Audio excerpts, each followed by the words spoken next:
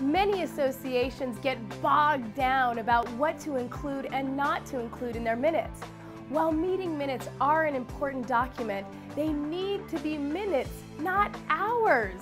Hi, my name is Susan Leahy and I'm from RobertsRulesMadeSimple.com. In today's video, brought to you by NAP, the National Association of Parliamentarians, I'll be interviewing Kay Cruz, professional registered parliamentarian, all about how to make your meeting minutes more manageable.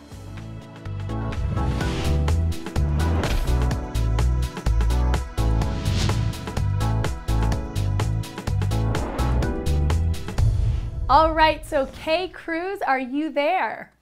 I'm here.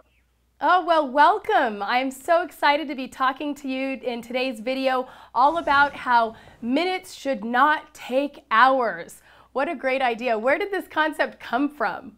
Well, I was just thinking about minutes and the fact that minutes should be brief and they should just record what was done and not what was said.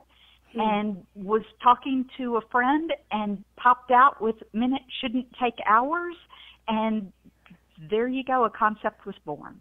Well, and I think it's such an important concept because I've seen so many organizations where the recording officer takes so much time in preparing them, and then organizations take so much time in approving them, that it feels like minutes become probably one of the bigger issues that organizations are dealing with. But really, can you first talk to us about, well, what are minutes, and then how quickly should organizations be able to handle them?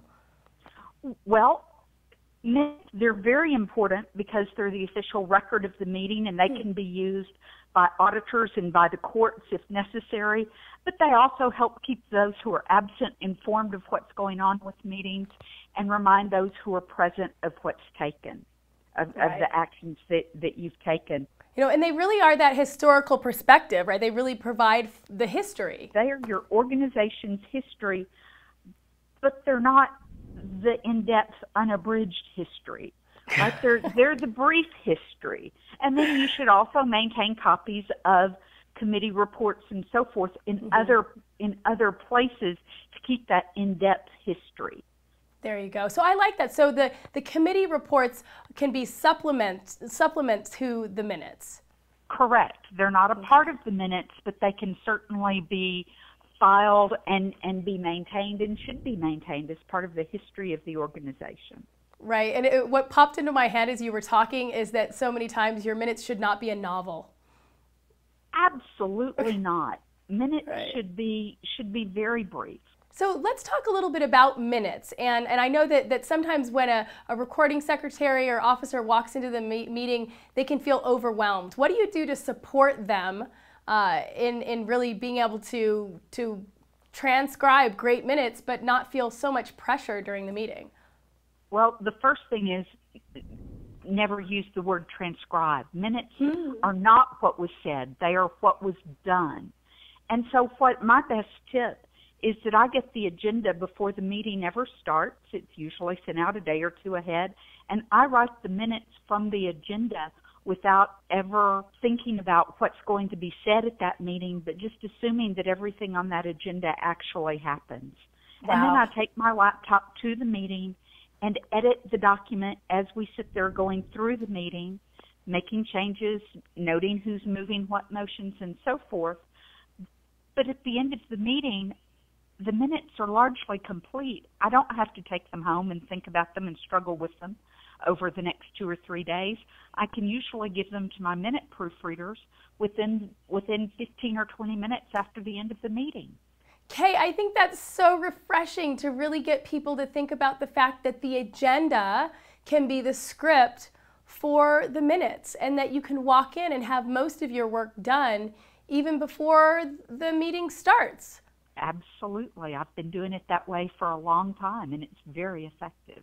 Wow, really powerful. Now, I have a question, and this is kind of a little off topic, but a lot of clients that will call me will talk and they'll ask the question, Susan, what do you think about recording our meetings so that we can take our minutes after the meeting's over? There are times when recording meetings is an appropriate tool. I try very hard not to do that because that sucks you into the trap of taking transcription and thinking that you've got to write down what everybody said. And that's not the purpose of minutes. Right, right. Well, and I'm like, I'm sitting here as you're talking about it, I'm like, God, I'm thinking, do I really want to sit through that meeting a second time? Exactly right. Most of us don't have time to attend all the meetings that we're scheduled for anyway. Having to sit through them a second time to write the minutes is just a real loser proposition. Wow. So then what goes into the minutes? If I was to kind of walk in, and what am I recording as the secretary? Minutes are broken down into 3 sections. There's the first paragraph, and that first paragraph usually lists the type of minutes, the name of the group, the date and time of the meeting, the location of the meeting, the fact that the president and secretary are present, and how the minutes of the previous meeting were disposed of. That sounds like a lot of stuff, doesn't it? I mean, it sounds like a big overview, but it kind of all sounds canned, so you could really have it prepared, like you said. Exactly. And in fact, you can do it in 2 sentences. Listen to this. The regular meeting of the Texas Association of Parliamentary Experts was called to order at 6 p.m. on Tuesday, March 15th, 2013 at the Coffee Cafe. Keith Wilson, President, and Pam Neal, Secretary, were present. The minutes of the January 12th, 2013 meeting were approved as corrected. Boom. I love it. 2 or 3 very short sentences, and we've covered everything we need to establish that this organization held a meeting. And so that's paragraph number 1, which sounds like it's kind of like setting the stage, right? So what's number 2? After that, you're going to have your body paragraph. Okay. And your body paragraph is going to be a separate paragraph for each subject listed. So the maker of the motion, you want to include all the main motions that are made. Main motions introduce substantial business to your organization. Okay. But secondary motions, things like amendments and so forth, you only have to put down if they're needed for clarity.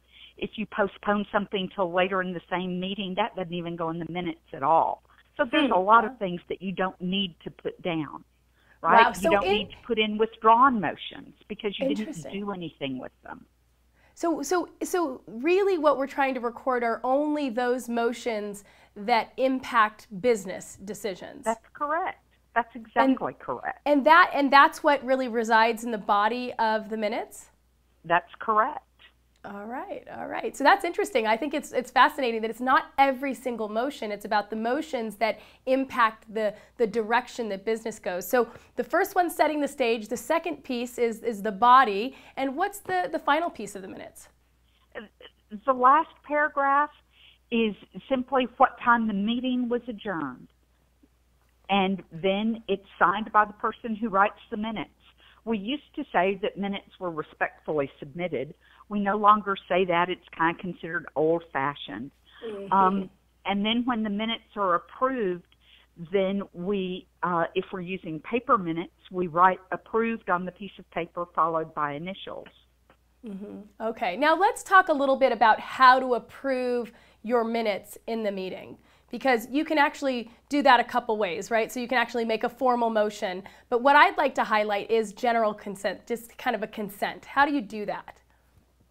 Well, there's a couple of ways to do it. You're right. And general consent is one of the very easiest ones.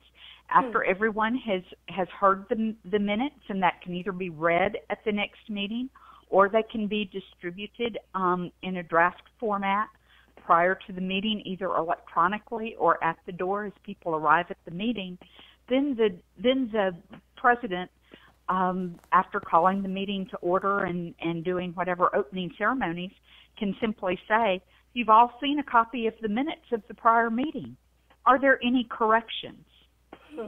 And then if there are any, people can mention them. If there aren't any, then the president simply says, "Hearing no objection or hearing no corrections, the minutes are approved." Ooh, that easy. And I think that that's what's so important, Kay, is that, you know, minutes should not take hours. They shouldn't take hours in writing them, and they shouldn't take hours in approving them. Now, as we finish up today, I want you to just share, how long have you been a member of NAP? I've been a member of NAP for 15 years. All right, that's it. So now let me ask you a question real quickly about Minutes and NAP and some of the services that this organization has to offer. How would you suggest listeners kind of get involved or reach out to NAP? Well, one of the nice things that NAP has are some great online courses. And one of the online courses is called Minutes Made Easy.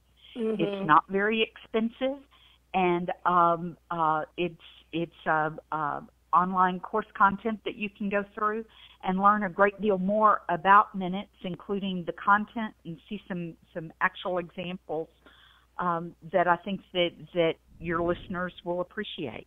That's great. Well, I'll tell you, Kay, thank you so much for really talking about this very important subject. I hear a lot of people, a lot of meetings are always wondering, well, how do we do our minutes?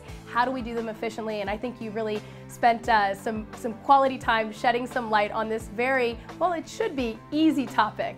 So how do we make our minutes not take hours? So thank you so much, Kay, and please go to the NAP website to learn more about how you can learn about how to do Minutes Made Easy. Thanks so much, Kay, and thanks for listening.